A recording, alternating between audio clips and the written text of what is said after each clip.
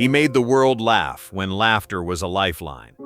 He danced like gravity didn't apply to him, sang as if joy itself had found a voice, and smiled through pain that no audience could ever see.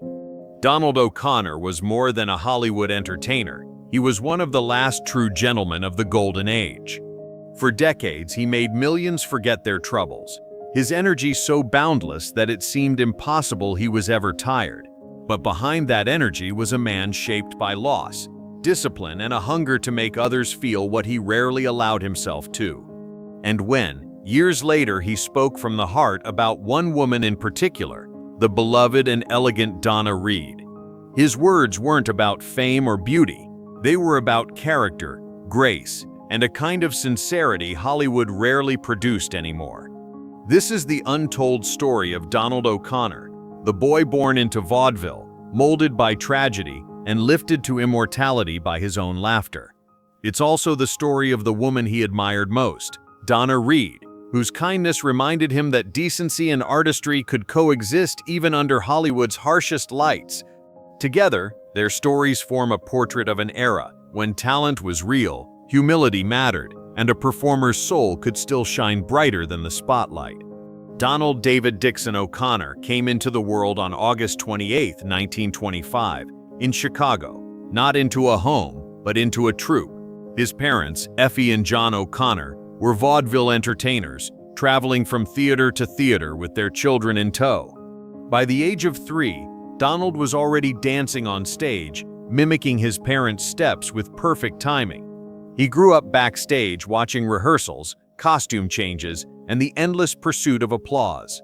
There was no normal childhood, no neighborhood friends, no fixed address. The O'Connors lived out of trunks, chasing audiences across America's dusty roads. But the glitz of vaudeville hid deep hardship. The Great Depression hit performers hard. Work dried up. Sometimes they couldn't afford food or a hotel, sleeping instead in train stations or behind theaters. Then tragedy struck. Several of Donald's siblings died young, and his father collapsed on stage during a performance, never to recover. Donald was just a boy. That kind of loss could have broken anyone. But for Donald, it did something else. It gave him empathy. He learned that laughter could be medicine, not just for audiences, but for the soul. If I could make them forget, he later said, then maybe I could forget too. Every dance step became a heartbeat of survival. Every joke a way to stay alive inside. And that combination of joy and pain, that rare mix of light and shadow, would follow him throughout his life, becoming the foundation of his genius. Hollywood didn't take long to notice the boy who could move like Quicksilver. In the 1930s, Universal Pictures cast him in small roles, then built entire musical comedies around his electric personality. He wasn't tall, and he wasn't conventionally handsome, but when Donald stepped in front of a camera, everything else disappeared. His energy, timing, and authenticity were magnetic. Whether he was dancing, singing, or cracking a joke, he made it all look effortless. Though behind the scenes, he was a relentless perfectionist. By the 1940s, Donald had become one of Universal's most reliable stars. His films, filled with humor and optimism, gave audiences hope during the uncertainty of World War II. He embodied joy at a time when joy itself felt scarce. But fame never went to his head. Cast and crew adored him for his humility. He treated the janitor the same as the producer, the extras the same as the stars.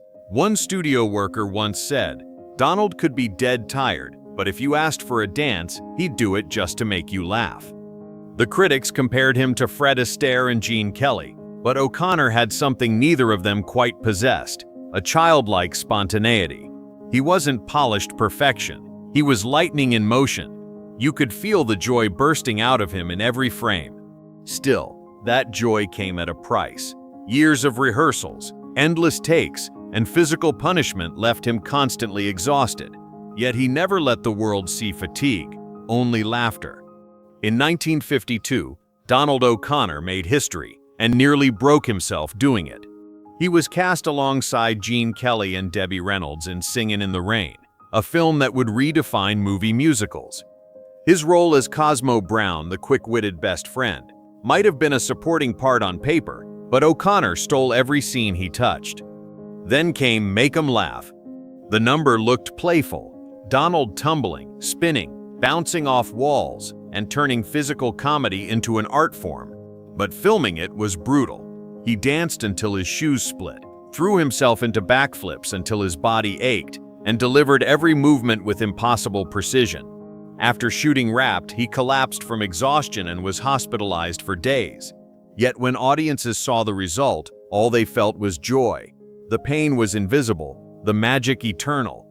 Film historians call that sequence one of cinema's purest expressions of happiness, not just because of the choreography, but because of what O'Connor gave to it, his soul. He said later, "The trick was never about showing how good you were. It was about making people forget how bad they felt." That philosophy, to bring laughter at any cost, would define him forever. For all his success, Donald's personal life was far more turbulent. In 1944, at the height of his fame, he married Gwen Carter. He was young, ambitious, and constantly working. She wanted stability. He was chasing perfection. Their marriage unfolded in hotel rooms, on studio lots, and between film shoots. The pressure of Hollywood, the relentless pace, the need to stay relevant, slowly eroded their bond. By 1954, the marriage ended, leaving Donald emotionally drained. He buried his pain in work, performing even harder, dancing even longer. Friends said that his greatest escape was always the stage, because there, he didn't have to be Donald O'Connor, the man. He could just be laughter.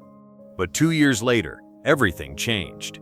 Gloria Noble, an actress, secretary, and calm presence in a chaotic world, entered his life.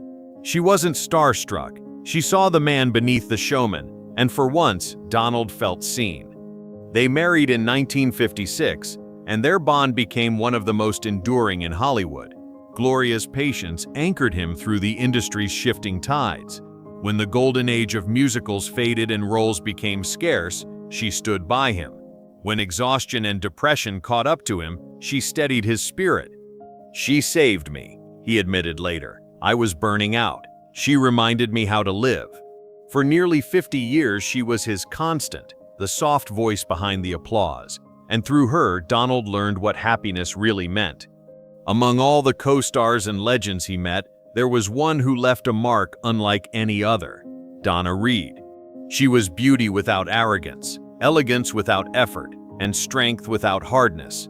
To millions, she was the wholesome American sweetheart. To Donald, she was a quiet force of integrity. They first crossed paths in the early 1940s during social gatherings at MGM and Universal. O'Connor, ever the live wire, was instantly struck by how different she was from the Hollywood crowd. She didn't chase attention, he recalled. She didn't have to. The room came to her. He admired her calm presence, the way she listened more than she spoke, the dignity she carried even in chaos. Donna wasn't the kind of actress who complained or demanded. She worked with focus and kindness. Donald often contrasted her with the egos that filled every studio lot. "If every star acted like Donna Reed," he once laughed, "producers would live 10 years longer." But his admiration went deeper than humor. He saw in her a kind of purity that Hollywood couldn't corrupt. She treated everyone, from the lighting crew to the top executives, with equal respect. And for Donald, who had known what it meant to struggle, that kind of humanity was everything. When From Here to Eternity premiered in 1953, Donald O'Connor sat in the darkened theater, watching Donna Reed transform before his eyes. Gone was the gentle girl next door. In her place was a woman of strength and depth, unafraid to take risks. He later said, "I couldn't believe it was the same Donna I'd seen walking the studio halls, so poised, so gentle. But there she was, fierce, fearless, extraordinary." Her performance stunned critics and earned her an Academy Award. But for Donald, the real victory was her courage.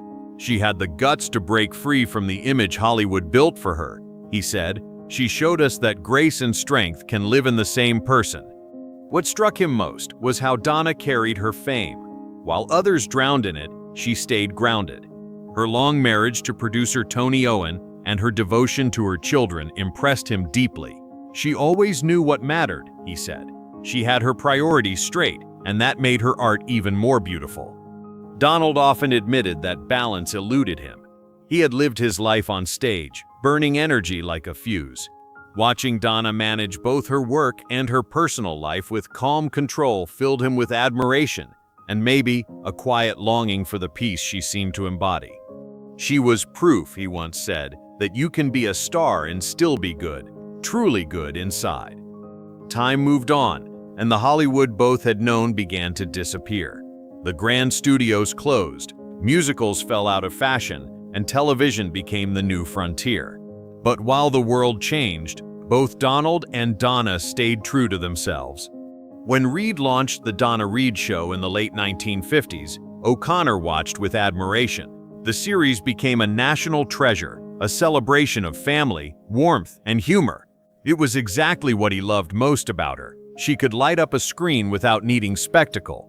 She didn't reinvent herself, he said. She just gave people more of what she really was, kindness. Years later, when she became politically active and even replaced Barbara Bel Geddes on Dallas, Donald wasn't surprised.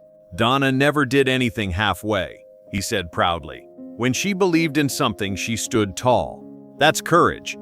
Theirs wasn't a friendship based on constant contact. They didn't see each other often, but his respect for her never faded. Long after she passed in 1986, he still spoke of her with warmth and reverence. People talk about glamour, he said softly, but Donna was something else. She had grace, and grace lasts longer than fame. Both of them represented a kind of artistry that no longer existed, performers who valued the human heart over the flashing cameras. To O'Connor, Donna Reed was proof that decency could be powerful, that light could be soft and still unforgettable. In his later years, Donald O'Connor slowed down but never truly stopped. The same energy that had once sent him spinning across sets was still there, just quieter, gentler. In 1990, after a quadruple heart bypass, he told friends, "All I want to do is dance again." It wasn't a joke, it was his way of fighting back against time. He recovered slowly, but even then he returned to the stage for special appearances, refusing to surrender his passion. Then, in 1999, pneumonia nearly ended his life. For weeks, he lay in a hospital bed, too weak to speak. But when a nurse asked if he wanted anything, he smiled faintly and said, "Just laughter, always laughter." That was Donald O'Connor, a man who could face death with a punchline. When he finally passed away on September 27, 2003, at the age of 78, the tributes poured in from every corner of Hollywood. Colleagues called him the heartbeat of joy, the man who danced through pain, the last of the true entertainers. And among all the memories people shared, his words about Donna Reed resurfaced again and again, because they captured not just how he saw her, but how he saw the world. "She reminded me," he had said, "what this business was supposed to be about: kindness, respect, humanity. That's what lasts." He never confessed to loving her romantically. His admiration was something deeper, a recognition of soul. In Donna Reed, he saw the reflection of what he tried all his life to be: good, grounded, genuine. As one of his friends once said after his passing, Donald didn't just make people laugh, he made them believe that laughter could heal. And perhaps that was the bond he shared with Donna Reed, two artists who never forgot the simplest truth of show business, that behind the costumes, behind the cameras, it was never about fame.